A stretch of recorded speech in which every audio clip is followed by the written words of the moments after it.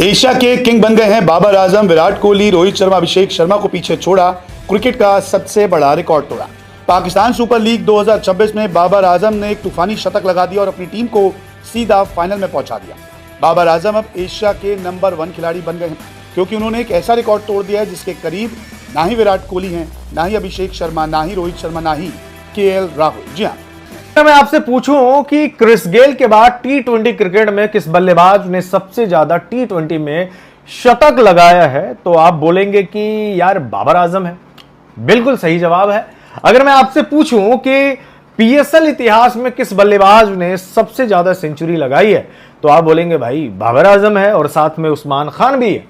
ठीक है, अब मैं आपसे पूछूं कि पीएसएल के एक सीजन में सबसे ज्यादा रन किस बल्लेबाज ने बनाए हैं, तो आप बोलेंगे यार पहले तो फखर जमान थे, अब बाबर आजम भी उस लिस्ट में शामिल हो गए। ये भी बिल्कुल सही जवाब है।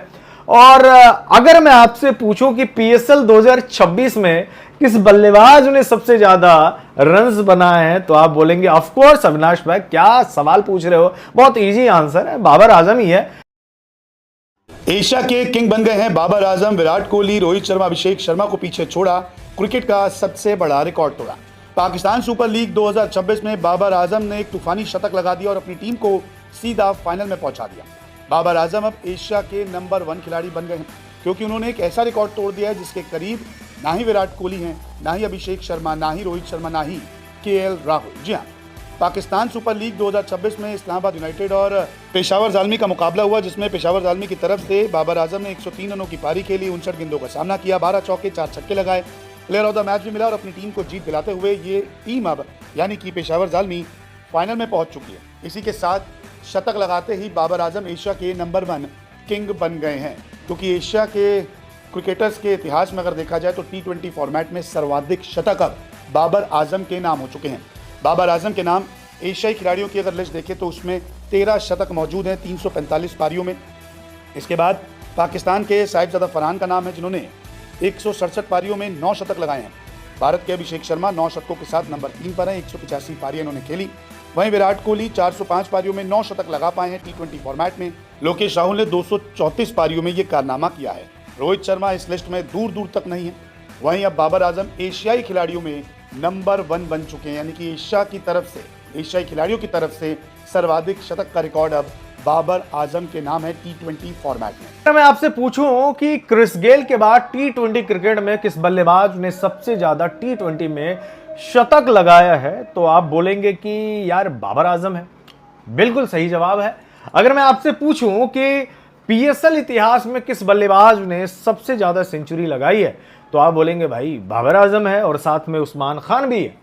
ठीक है, अब मैं आपसे पूछूं कि पीएसएल के एक सीजन में सबसे ज्यादा रन किस बल्लेबाज ने बनाए हैं, तो आप बोलेंगे यार पहले तो फखर जमान थे, अब बाबर आजम भी उस लिस्ट में शामिल हो गए। ये भी बिल्कुल सही जवाब है।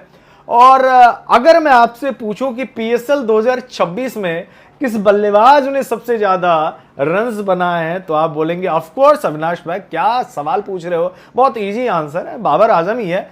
तो अगर आपने सही जवाब दिया है तो उसका मतलब है कि आप बाबर आजम के बहुत बड़े फैन हैं और उनके सारे रिकॉर्ड्स को जो है आप याद भी रखते हैं, ट्रैक कहते हैं ना कि फॉलो करते हैं, तो आपको समझ में सब कुछ आ जाता है कि आपके फेवरेट बल्लेबाज ने कब कौन से बड़े रिकॉर्ड बनाए हैं और तोड़े हैं। वही टी20 क्रिकेट की अगर बात की जाए, ओवरऑल टी20 क्रिकेट में, तो यहाँ पर बाबर आजम टॉप 5 में तो आते हैं, लेकिन नंबर 1 पर तूफानी क्रिस गेल का नाम आता है, जिन्होंने 22 शतक लगाए हैं 455 पारियों में। बाबर आजम के नाम 13 शतक है 345 पारियों में। डेविड वार्नर नंबर 3 पर आते हैं, जिन्होंने 438 पारियों में 10 शतक लगाए हैं। साहिबजादा फरहान 9 शतक लगा चुके हैं 167 पारियों में। और अभिषेक शर्मा के नाम 9 शतक हैं 185 पारियों में। ये जो रिकॉर्ड है, कुल पहले जो मैंने आपको रिकॉर्ड दिखाया वो एशियाई खिलाड़ियों का रिकॉर्ड था, लेकिन ये ओवरऑल खिलाड़ियों का रिकॉर्ड है और टी20 फॉर्मेट है, यानी कि इसमें फ्रेंचाइजी क्रिकेट लीग भी आती है, इंटरनेशनल लीग भी आती है और तमाम ये टी20 मैचेस जहाँ खेलते हैं उनका आंकड़ा भी है। तो एशिया के नंबर 1 खिलाड़ी बन गए हैं अभी शतकों के मामले में बाबर आजम। और अगर ओवरऑल देखें तो नंबर 2 पर आते हैं बाबर आजम पे लगातार उंगलियां उठती थी कि ये काफ़ी धीमा खेलते हैं, लेकिन अब 59 रनों की पारी टीम को जिताना ये साबित करता है कि बाबर आजम में अभी भी क्रिकेट बाकी है। तो देखना काफ़ी दिलचस्प होगा कि क्या बाबर आजम को कोई पीछे छोड़ पाता है या फिर एशिया के किंग T20 फॉर्मेट में बाबर आजम ही रहते हैं। और ये पूरा सीजन ओटिस गिब्सन जो पेशावर ज़ल्मी के आई थिंक कोच है, उनके होते हुए बाबर आजम का माइंडसेट बड़ा सही हुआ। कूल एंड काम अप्रोच है। T20 क्रिकेट में उनको किस तरीके से बल्लेबाजी करनी है और उनका रोल क्या है, इसको बखूबी खुद बाबर आजम निभा रहे हैं। प्रेस कॉन्फ्रेंस मैंने देखी और बाबर आजम ने सेम बात कही है कि उनसे पूछा भी गया था पहले और अब में क्या कर रहे हैं ऐसा कि रन, ठीक है, उन्होंने बोला यार पहले इसमें काफी ज्यादा डिसिप्लिन एंड फोकस्ड हो गया हूं, मुझे ये पता है कि मुझे क्या करना है और टीम का रिक्वायरमेंट क्या है, टीम मुझसे क्या चाहती है। कप्तान भले ही है लेकिन एज ए बैट्समैन के तौर पे आप बाबर आजम से क्या चाहोगे? बाबर आजम से आप ये चाहोगे कि बाबर आजम कम से कम 15-18 ओवर तक वो टिक कर रहे आराम से, क्योंकि वो रहेंगे तो सिंगल डबल और बीच में चौके वो निकालते रहेंगे। छक्के मारने के लिए आपके पास अब्दुल समद है, आपके पास माइकल ब्रेसवेल है, Kusal Mendis is very good player of spin, और ये बात खुद बाबर आजम जानते हैं, वो बहुत बढ़िया स्पिन खेलता है। और यही वजह है कि ये पीएसएल सीजन जो है कुशल मेंडिस के लिए, बाबर आजम के लिए काफी ज्यादा बेहतर गया है। और बाबर आजम का रिदम में आना यह पाकिस्तान क्रिकेट के लिए बहुत ज्यादा खुशखबरी जैसा है, क्योंकि बीते 3 साल में बाबर आजम ने जो सुना है अपने ही लोगों से और पाकिस्तान की मीडिया से, वो खुद बाबर आजम जानते हैं कि वो किस फेज से गुजरे हैं और किस फेज से वो अब निकल रहे हैं। आप समझ रहे हैं मैं क्या बताना चाह रहा हूं?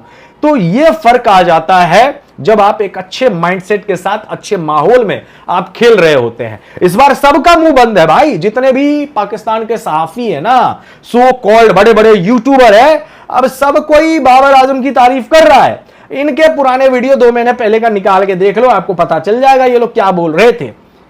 ये लोग तो रिटायरमेंट दिलवा रहे थे, बोल रहे थे फिनिश्ड। अब बाबर आजम उनको बोल रहे हैं कि भाई तेरी दुकान चल रही है मेरी वजह से, अब तो तुम तारीफ कर रहे हो। तो बहुत लोग बोलेंगे कि अच्छा जब फेल हो रहे थे तो बिल्कुल क्रिटिसाइज करना बनता, जब रन बनाओगे तो तारीफ नहीं भाई। तो फिर ये मत बोलो कि मैं बाबर आजम का बड़ा फैन हूं। जो लोग ये बात क्लेम करते हैं कि वो बाबर आजम के बड़े फैन हैं, तो भाई आप जब उनका बुरा टाइम चल रहा था ना, उस टाइम आपको सपोर्ट करना बनता था। पीएसएल 11 में बाबर आजम ने कल अपनी दूसरी अपना सेंचुरी लगा ली। उसके बाद पीएसएल में अपना चौथी सेंचुरी लगाने वाले उस्मान खान के बाद अपना दूसरे प्लेयर बन गए। उसके बाद पाकिस्तान मीडिया हो गया, पाकिस्तान एक्स क्रिकेटर हो गए, और उसके बाद हमारा जो पड़ोसी देश का जो मीडिया जो कि हर वक्त बाबर आजम की बुराइयां करने के ऊपर लगा रहता है, फाइनली वो भी बाबर आजम के अंदर प्रेस करने के ऊपर, उसके अपना तारीफें करने के ऊपर मजबूर हो गया, क्योंकि पीएसएल में बाबर आजम के अंदर बैक टू बैक अपना तगड़ी नॉक्स खेल रहे हैं और उसके बाद अपनी टीम को अपना लीड कर रहे हैं और अपनी उनकी टीम की यानी उनकी कप्तानी में फाइनल के लिए भी उन्होंने क्वालिफाई कर लिया। बाकी आप इसी तरह के मजीद इंडियन मीडिया की रिएक्शन वीडियो हमारे चैनल पर देखना चाहते हैं तो हमारे चैनल को करें लाइक, सब्सक्राइब, शेयर करने के लिए वीडियो में आपके साथ दोबारा मिलते हैं।